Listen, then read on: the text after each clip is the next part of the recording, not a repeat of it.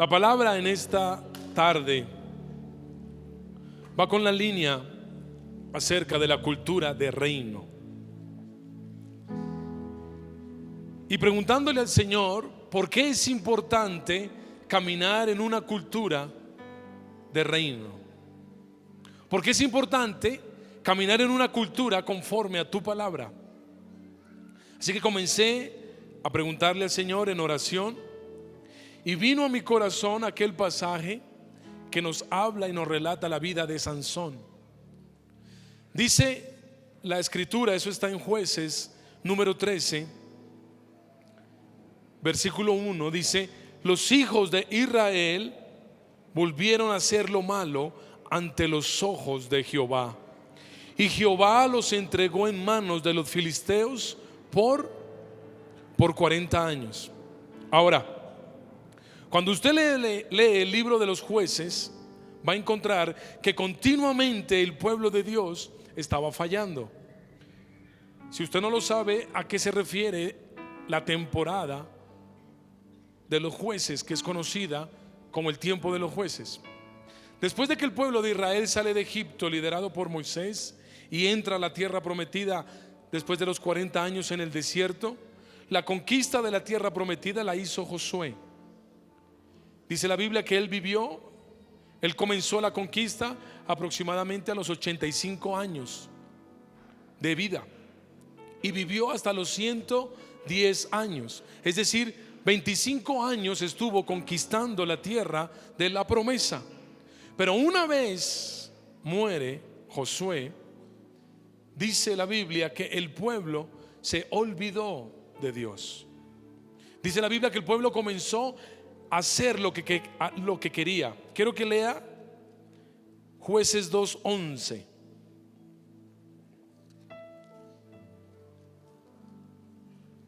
Dice: después los hijos de Israel hicieron lo malo ante los ojos de Jehová.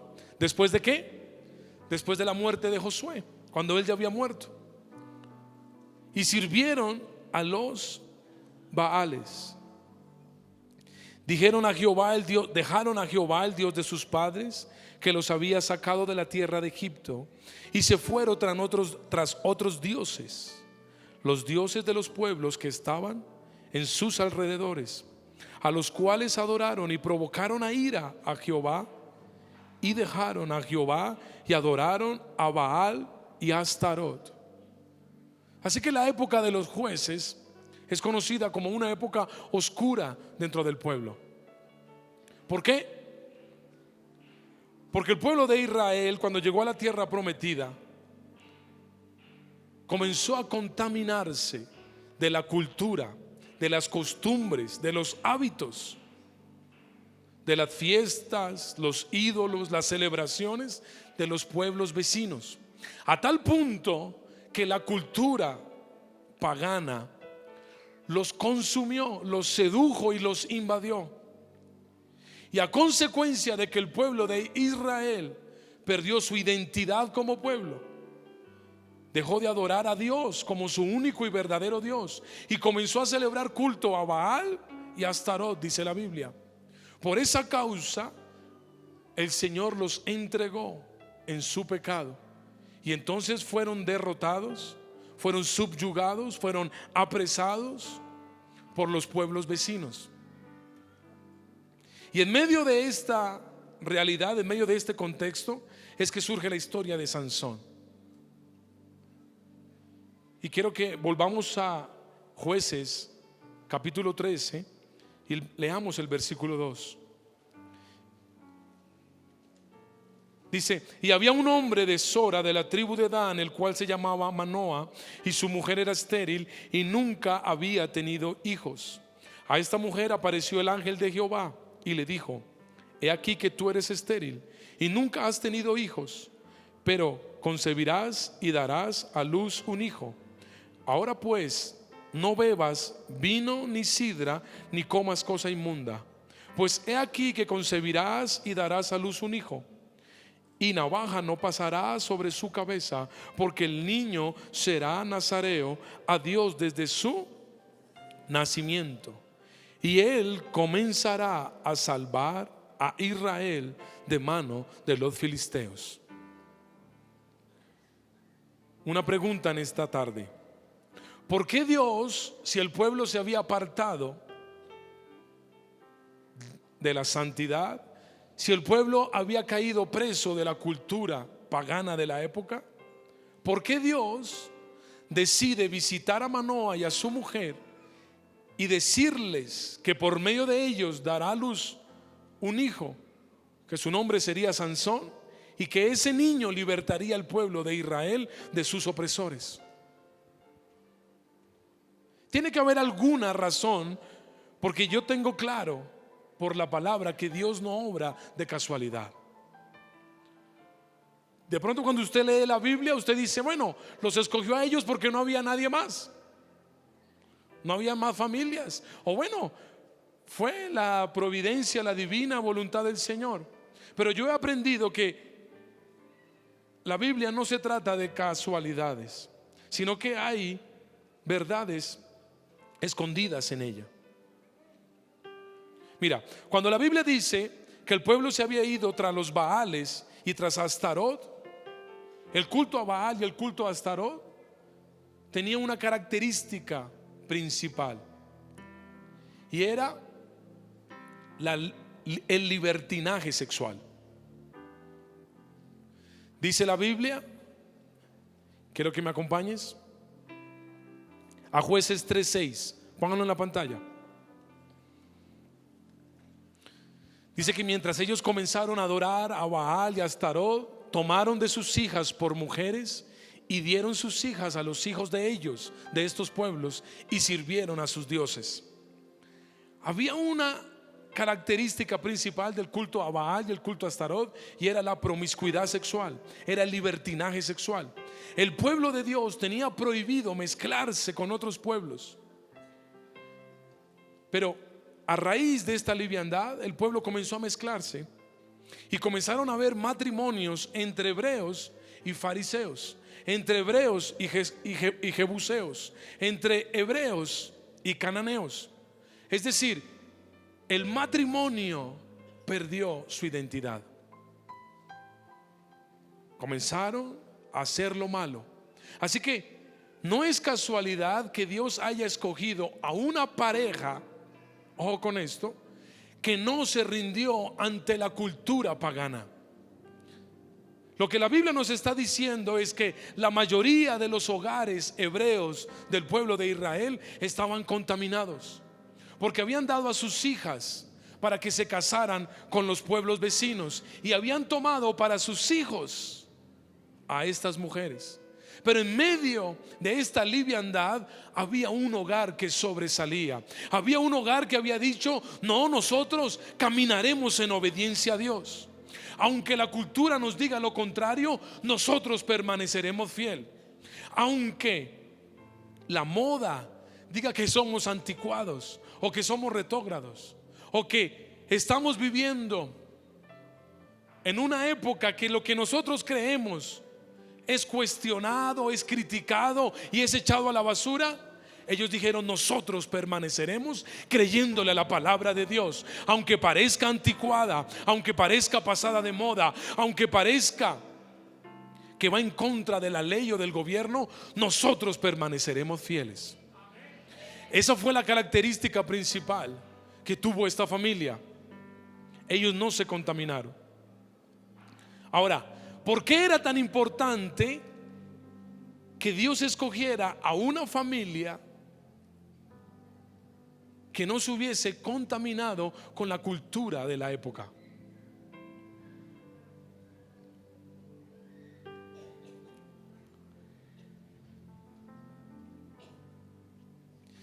Versículo 5 lo leímos. Pues he aquí que concebirás, le dijo el ángel a Manoa y a su esposa, y darás a luz un hijo, y navaja no pasará sobre su cabeza, porque el niño será nazareo. Diga nazareo. ¿Qué era un nazareo? Un nazareo era una persona consagrada a Dios, y habían tres características que tenía que cumplir un nazareo. Número uno, no podía tomar vino nunca en su vida. o durante el tiempo de su nazareato. Pero como Sansón fue dedicado toda su vida para ser nazareo, se entendía que Sansón nunca podía tomar vino. Número 2, no se podía cortar su cabello. Y número 3, no podía tocar un cadáver de un animal o de una persona muerta, aunque fuera de un familiar o su padre o su madre. No podía tocar cadáver. Quiero que usted se transporte un poco a la historia. Estamos viendo que el pueblo se ha pervertido. Estamos viendo que la cultura pagana ha absorbido. El lesbianismo era normal, el homosexualismo era natural, la prostitución era lo común, los incestos, las relaciones sexuales con animales, la pornografía, la lascivia, la lujuria, eso era lo natural. Pero en medio de esto hay una familia que sobresale, que ellos dicen: no, nosotros mantendremos nuestro hogar en santidad. ¿Por qué Dios los tenía que escoger a ellos? Porque era loco, absurdo que alguien en aquella época decidiera levantar un hijo con un voto nazareo. Era absurdo que alguien en aquella época dijera: mi hijo es un hijo consagrado a Jehová. Mi hijo no caminará en las costumbres de este tiempo. Mi hijo será diferente. Así que Dios tenía que asegurarse de poner a aquel hijo en una familia diferente. Así que ahí nace Sansón.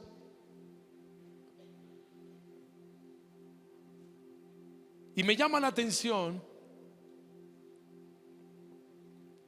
que aunque nació Sansón y tenía bajo sí una promesa de nazareo, esta era la condición para el cumplimiento del llamado de Dios sobre su vida. Es decir, si Sansón no se mantenía como nazareo, entonces el propósito de Dios no se cumpliría sobre su vida. Y le dije: Señor, ¿por qué simplemente no dijiste: Sansón, serás nazareo? O mejor, Sansón, te ungiré con una fuerza especial para que libertes al pueblo. ¿Por qué no simplemente lo llamaste, sino que le pusiste que tenía que ser nazareo, unas condiciones para que se cumpliera la promesa? Y el Señor me habló y me dijo: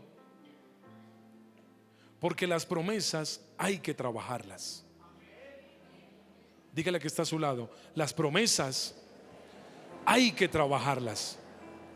Mira, muchos de nosotros pensamos que simplemente porque Dios dijo que iba a hacer algo, eso simplemente va a suceder sin que nosotros hagamos nada. Hay una mala creencia entre el pueblo cristiano. Hay una mala creencia entre los que se congregan cada 8 días en la iglesia, en los que escuchan la radio, en los que levantan sus manos. Y es que cuando Dios da una promesa, la respuesta de nosotros es decir: pues si eso es de Dios, que Él lo haga. Si Dios lo dijo, pues se tendrá que cumplir. Y a mí esto me llamó la atención y me golpeó y me confrontó, porque yo muchas veces he dicho eso. Es más, cuando yo era pequeño y Dios me daba una palabra, o mis padres me decían: David, tú vas a servir al Señor, y yo estaba como en mi vida loca, yo muchas veces le dije: pues Señor, si tú lo quieres hacer, tú lo vas a cumplir, pero yo no voy a mover un dedo para que se cumpla. Si es tuyo, se hará. Y nosotros tenemos mucho de ese pensamiento, pero cuando tú vas a la palabra, encuentras que eso no es bíblico. Si Dios te dio una promesa, tú tienes que trabajarla. Dios te dijo: te voy a llevar a las misiones, te voy a llevar a otras naciones, y tú ni siquiera vas y sacas el pasaporte. ¿Estás esperando que un día te llegue una carta con un pasaporte, una invitación y un tiquete? El Señor te dijo que te iba a llevar a otras naciones y tú ni siquiera aprendes otro idioma. Mira, Sansón, como tenía que ser levantado en una cultura pagana, tenían que levantar a este niño y nunca le podían cortar el pelo. Imagínense a un peladito todo mechudo Y los amigos se burlaban de él y le decían: venga, quítese esas greñas, córtese el pelo. ¿Y qué tenía que decir Sansón? No, esa es la condición. Estoy trabajando mi promesa. Llegaba a una reunión. Mire, el vino en la cultura hebrea es demasiado importante, pero demasiado importante. Cada 8 días, cuando ellos celebran el día de reposo, el Shabbat, ellos toman 4 copas de vino, celebrando y conmemorando, y hacen 4 brindis. Y esto viene desde la época del Éxodo. Cuando salieron de Israel, comenzaron a tomar vino en el Shabbat y comienzan a celebrarlo. Era tan importante el vino que había una fiesta dedicada solo al vino. Era la fiesta de los tabernáculos, donde se celebraba la gran cosecha de las frutas, pero principalmente del fruto de la vid, es decir, del vino. Usted lo sabe y lo hemos leído en la Biblia, que el vino hacía parte de la cultura hebrea. Así que para que un hebreo no tomara vino era un gran sacrificio. Yo me imagino a este pequeño que, sin entender, de niño llegaba a la fiesta, la celebración, y le decían: Sansón, no puedes tomar vino. Y la gente quizás le ofrecía hasta helado de vino. Decía: no, no puedo. ¿Por qué? Porque estoy trabajando mi promesa. Estoy trabajando mi promesa.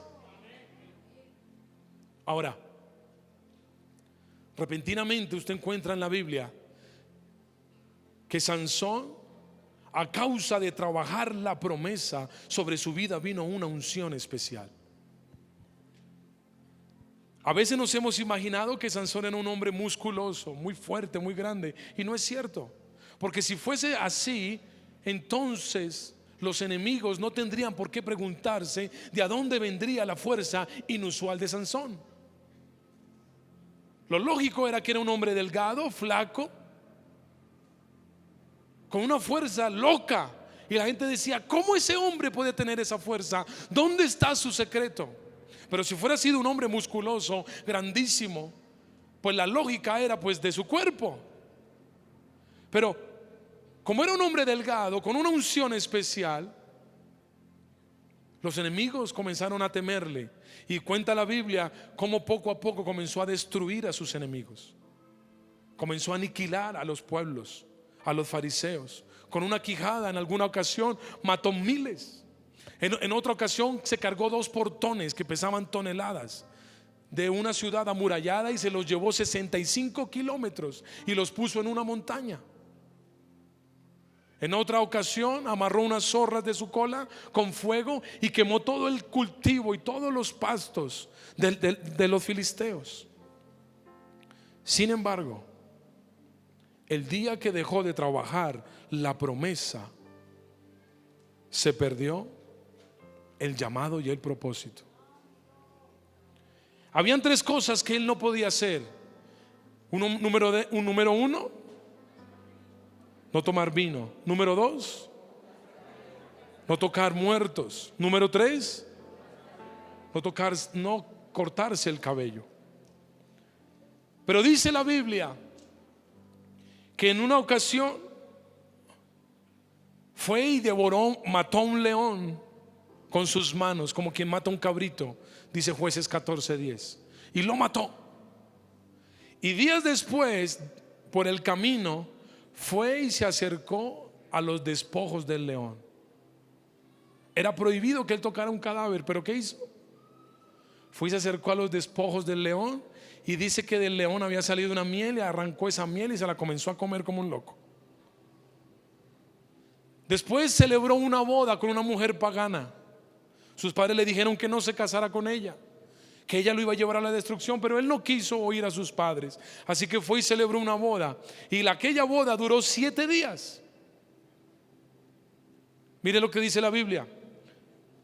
Jueces 14:10. Vino pues su padre a donde estaba la mujer, y Sansón hizo allí banquete, porque así solían hacer los que. O sea que comenzó a tomar vino como un loco. Ahora, Finalmente, Jueces 16, 19. Usted conoce la historia. Se enamoró de una mujer llamada Dalila. Ella lo importunó, lo provocó y le dijo: ¿cuál es tu secreto? Hasta que al fin él le contó, y en el versículo 19 dice: y ella hizo que él se durmiese sobre sus rodillas, y llamó a un hombre a quien le rapó las 7 guedejas, o sea, las 7 trenzas de su cabeza. Y ella comenzó a afligirlo, pues su fuerza se apartó de él. Lo que le quiero dejar en su corazón en esta tarde es que cuando comenzó Sansón a alejarse del propósito de Dios sobre su vida, cuando comenzó a adoptar la cultura de la época. En este tiempo que el apóstol nos ha venido compartiendo sobre la cultura del reino, usted dirá: pero eso no es tan importante. Quizás yo vengo enfermo, con mi hogar destruido.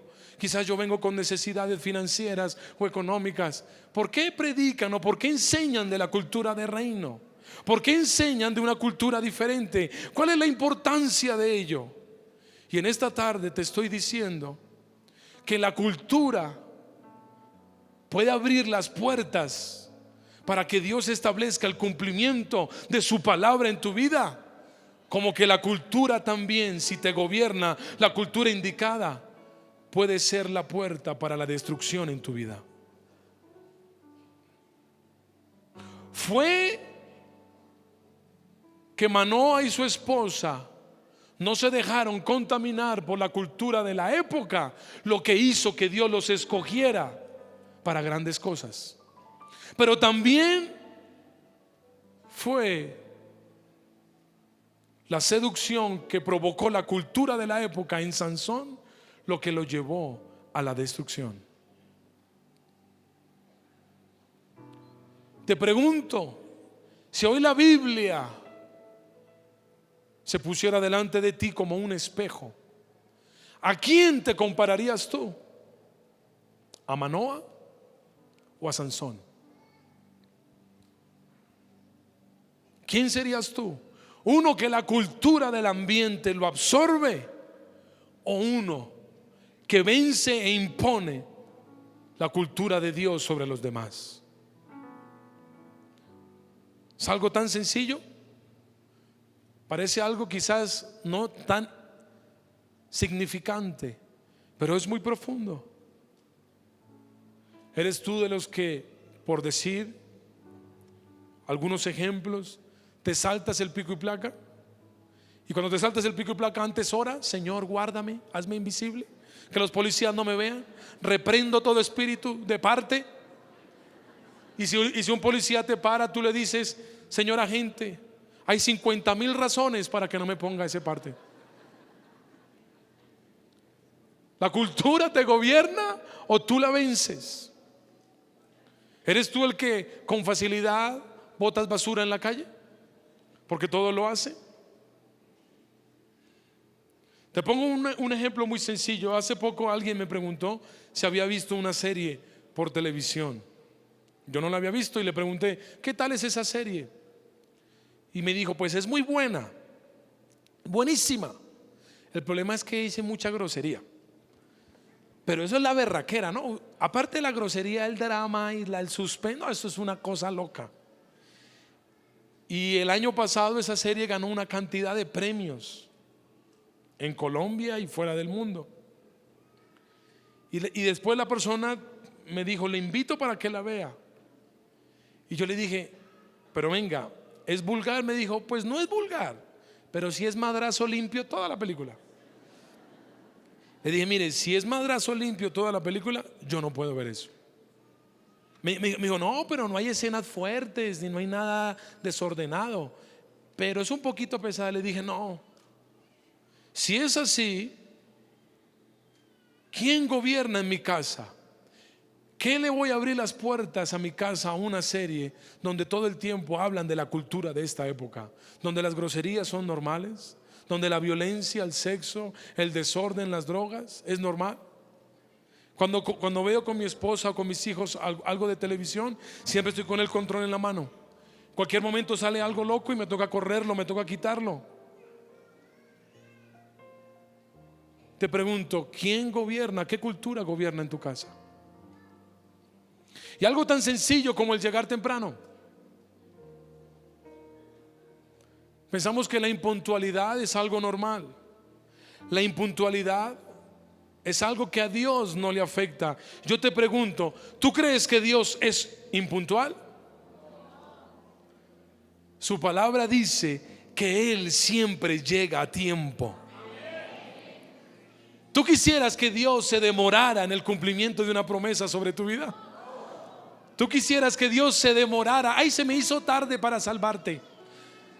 Discúlpame, pero se me hizo tarde para sanarte.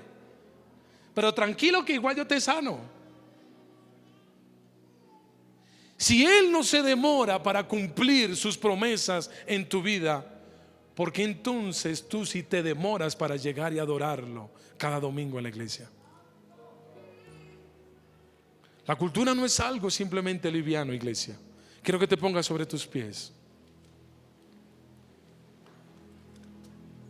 No es algo simplemente casual. La cultura atrae el cumplimiento de la promesa de Dios o aleja el cumplimiento de las promesas. Ahora, ¿cómo terminó la vida de Sansón?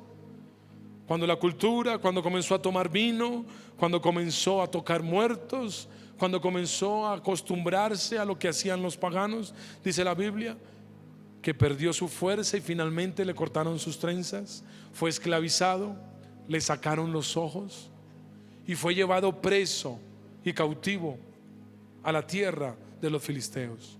Y allí se burlaron de él y allí lo escarnecieron. Pero años después, porque si la historia terminaría ahí, sería una historia muy triste. Pero nunca se le olvide que Dios es un Dios de segundas oportunidades, que Dios es un Dios de nuevos comienzos. Nunca se te olvide. Y la Biblia dice en Jueces 16:22, y el cabello de su cabeza comenzó a crecer. Él, cuando estaba en prisión, dice la Biblia que se arrepintió. Dijo: Señor, perdóname, porque en vez de yo vencer las costumbres de la época, las costumbres de la época me han vencido. Pero dame una segunda oportunidad. Ten memoria, Señor, de tus promesas. Y a causa de su quebranto, a causa de su rendición, dice la Biblia, y el cabello de su cabeza comenzó a crecer. Es decir, si alguien está en este lugar que no ha trabajado las promesas de Dios, que no ha trabajado el cumplimiento, que simplemente ha dicho: si Dios lo dijo, algún día se hará. Si en esta tarde hay alguien que la cultura le ha oprimido, hoy tengo buenas noticias para ti. El cabello volverá a crecer. Es decir, las promesas no se acabarán, las promesas no se extinguirán. Si Dios lo dijo, su promesa permanecerá. ¿Qué simplemente tienes que hacer? Decirle: Señor, dame una segunda oportunidad. Señor, dame una segunda oportunidad. Quizás no he tomado tus promesas en serio. Quizás no he trabajado lo que tú me has dicho. Quizás la cultura de esta época me ha absorbido. Pero hoy te pido: dame una segunda oportunidad. ¿Hay alguien que pueda levantar sus manos y decirle: Señor, dame una segunda oportunidad? Hay en tus palabras. Por unos segundos quiero que cierres tus ojos y le digas a Él: Señor, si tu palabra hoy es cierta, te pido que me des una segunda oportunidad. Hoy yo decido cambiar. Hoy yo decido tomar hábitos diferentes conforme a tu palabra. Hoy yo tomo una decisión, y es que la cultura de este tiempo, de esta época, no gobernará mi vida, no gobernará mi mente, no gobernará mi corazón.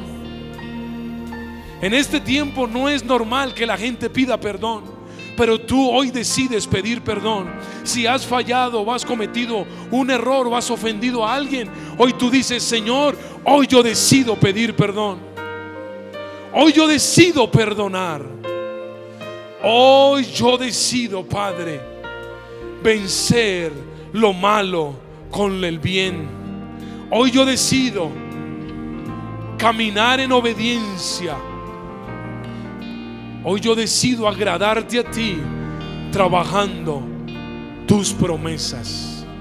Vamos, levanta tus manos ahí. Padre, hoy yo oro por tu iglesia. Señor, que algo de lo que en este lugar se ha predicado, en medio de los testimonios, en medio de aquel poderoso testimonio de tu hija Daniela, o en medio de esta palabra, que algo toque el corazón de tus hijos. Señor, que no sigamos siendo una iglesia conformista. Que entendamos que debemos vencer la opresión de la universidad, la opresión del trabajo no nos derribará. Señor, hoy trabajamos tus promesas. Hoy trabajamos tus promesas en el nombre de Jesús.